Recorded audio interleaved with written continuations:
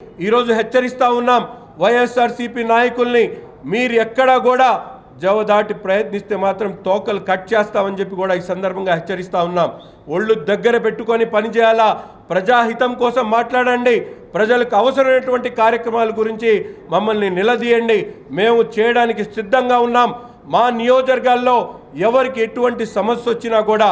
నిర్మోహమాటంగా 24 గంటలు ప్రతి ఒక్కరికి కూడా అందుబాటులో ఉంటాం, వారి సమస్యలు వింటాం, ప్రతి ఒక్కరిని కూడా పరిష్కరించడానికి మేము సిద్ధంగా ఉన్నామని మా నాయకులు పవన్ కళ్యాణ్ గారు కానీ, చంద్రబాబు నాయుడు గారు కానీ, మోడీ గారు కానీ నిరంతరం ప్రజాసేవలో ఈ రాష్ట్ర అభివృద్ధి కోసం నిరంతరం పనిచేస్తున్నటువంటి పరిస్థితులు ఉన్నాయి. ఈరోజు దాదాపు 50,000 కోట్ల రూపాయలతో అమరావతి అభివృద్ధి కార్యక్రమాలు కానీ, అంతేకాకుండా పోలవరంని పూర్తిగా నిర్మాణం చేసేటువంటి కార్యక్రమం కానీ, ఈ రాష్ట్రంలో అనేక కంపెనీలను పెట్టుబడులు పెట్టేటువంటి విధంగా ముందుకు తీసుకొని వచ్చేటువంటి ప్రయత్నం,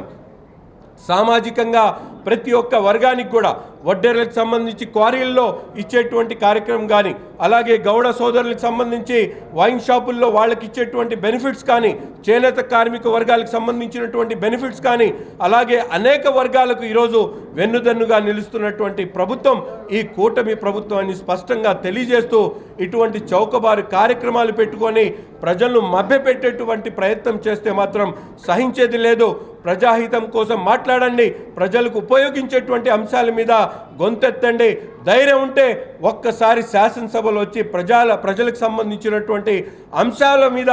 మీరు నిర్మోహమాటంగా చర్చించండి కూడా ఈ సందర్భంగా జగన్మోహన్ రెడ్డి గారికి హితవు పలుకుతూ, మీలాంటి సైకోలు ఈ రాష్ట్ర ప్రజలు వద్దని చెప్పే మీకు 151 సీట్ల నుంచి 11 సీట్లకు తీసుకొని వచ్చారని చెప్పి ఈ సందర్భంగా తెలియజేస్తా ఉన్నాం.